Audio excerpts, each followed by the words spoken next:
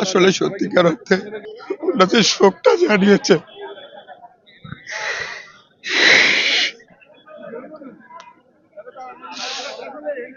এটা নিছক একটা নাটক, এছাড়া আর কিছু না।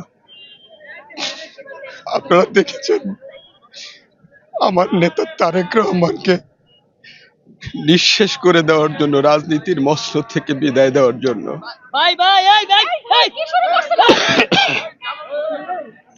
ওনার মাজার হাড্ডি ভেঙে দিয়েছিল সেই দিন ইন্ধন দিয়ে। এরপরে আরাফাত রহমান কোকোকে স্লো পয়জন দিয়ে পৃথিবী থেকে বিদায় করলেন।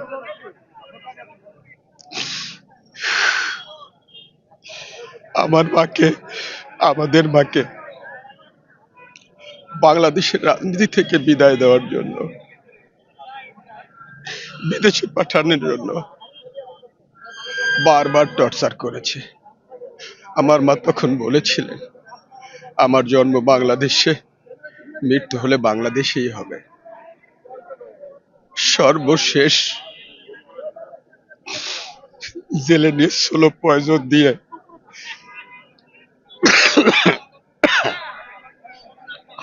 আজকের এই পরিস্থিতির সৃষ্টি করেছেন। উনি পৃথিবী থেকে বিদায় নিয়েছেন।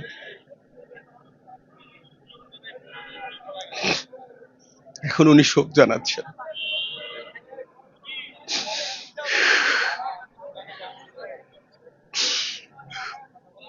এটি আয়ুষ মাত্র।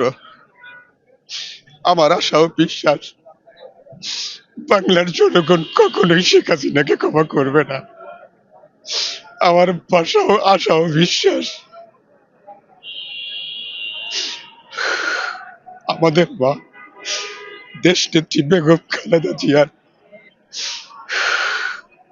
বাংলাদেশের মাটি ও মানুষের জন্য যে আবেগ, যে অনুভূতি, এই অনুভূতির বাস্তবায়নের সর্বশেষ রূপরেখা তিনি পৃথিবী থেকে দেখে গিয়েছেন, অবলোকন করেছেন, শান্তির নিদ্রায় আছেন, এটা আমি বিশ্বাস করি।